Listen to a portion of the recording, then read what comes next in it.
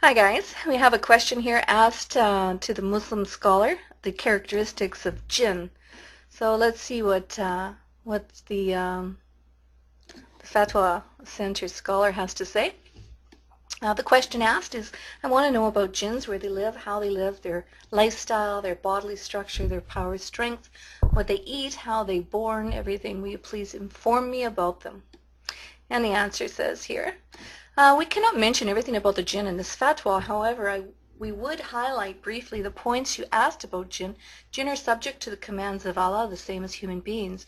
Therefore, some of them are kafir, and some of them are dissolute, and others are manim.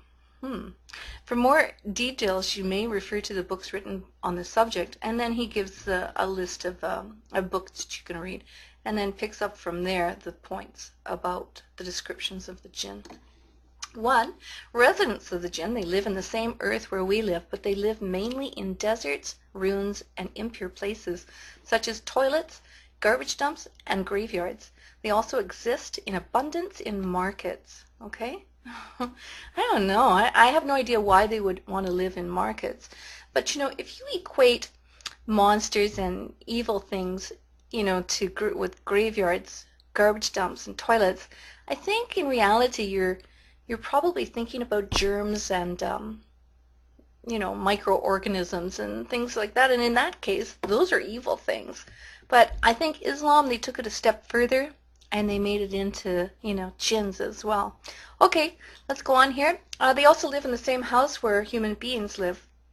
Well, we know that Muhammad said that jinns can float around the ceilings of your homes and look down upon you and watch you, whether you're sitting there eating or watching TV.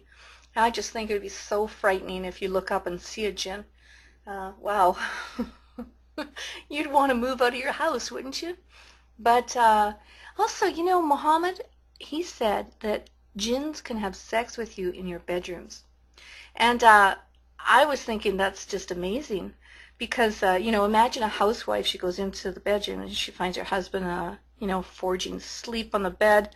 And but his hands are maybe down, a little bit lower than they should be, and he's groaning. Okay?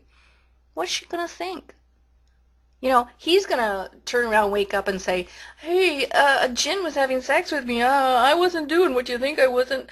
But truly, I think he was just a wanker. And I think that Muhammad, when he told people that jinns can have sex with you, I think maybe it was because him and his buddies, maybe they were caught in the act of, wanking? I don't know. It's just pretty far-fetched. It's pretty crazy stuff. Let's just go on. It says, but whenever Allah's name is mentioned or Allah is glorified or the Quran is recited, especially Surah Al-Baqarah, they flee from that place. Okay? So guys, from this we can learn that jinns live in your houses every day. They're in your house all the time, watching you, playing with you, spying on you. You sit in the toilet and they're looking up from the bottom of the toilet bowl into you. It's just freaky stuff.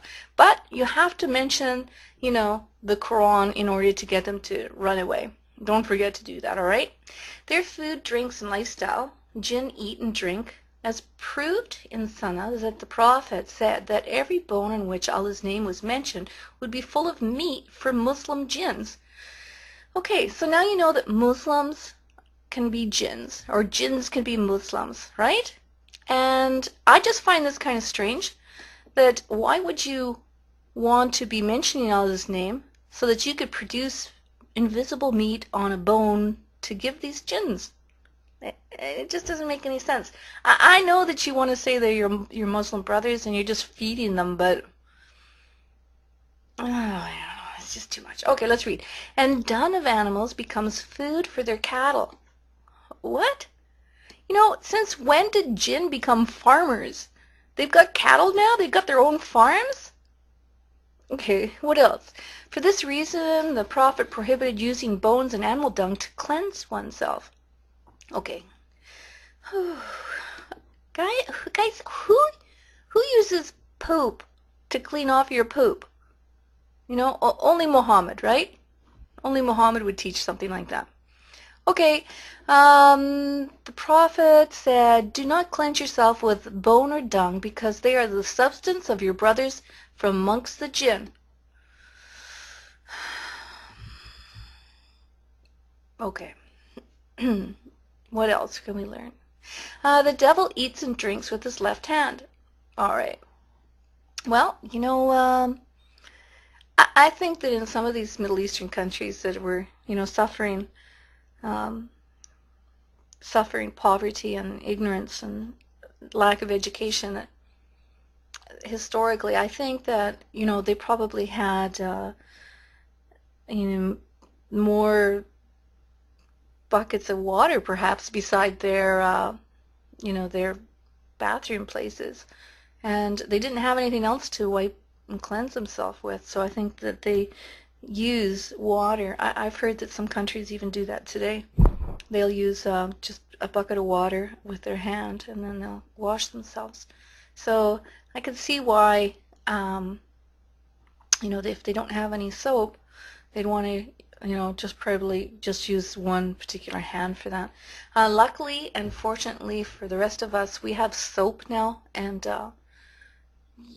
we can wash and sanitize our hands. It doesn't really matter. If you live in a country that doesn't have any soap, you could get horrible things underneath your fingernails, and I could understand how this would apply in some desolate countries that suffer with these sort of habits and necessities. Okay, jinn also marry, propagate, and die as reported in Sahih al-Bukhari. Okay. Blah, blah, blah. Okay, that's not so interesting. Satan has a very ugly face. Allah made the fruits of the tree of Zakum that springs at the bottom of hellfire similar to the heads of Satan's. Allah makes them similar to the heads of Satan's because all human beings have fixed in their minds a very bad and ugly fixture of Satan's and bad jinns. Okay, well, I particularly don't agree with this at all, because I think this is superstition. People have associated ugliness and scariness with Satan. But the fact is the Bible says that Satan was an angel of light, and he was the most beautiful. The most beautiful. And I think that if Satan is going to inspire us to join him in his sin, he's going to make it attractive for us.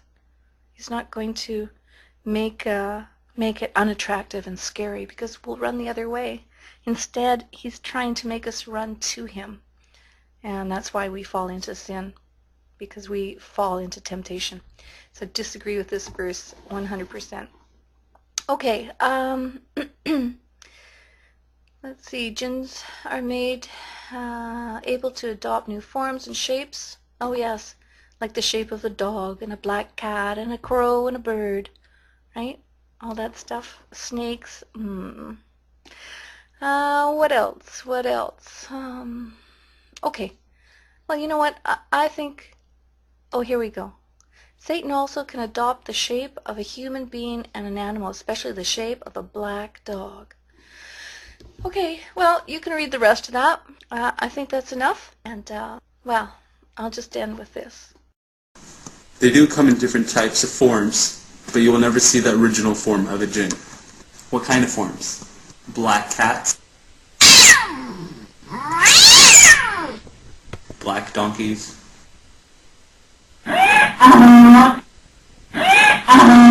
Black birds? All kinds of snakes.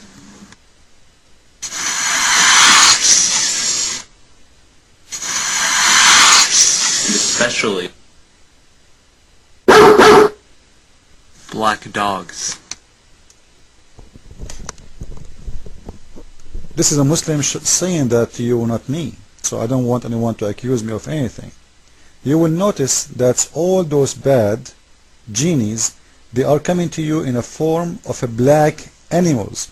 Actually, black horse, black bird, and endless, animals. Anything is black in Islam, he is bad. He is evil. And in here, we say to those who they are black African, How Muslims they fool you saying Islam don't discriminate? Ask yourself, what is the difference between a blonde dog and a black dog? What is the difference between a black cat and a white cat? What is the difference between a black horse and a red horse?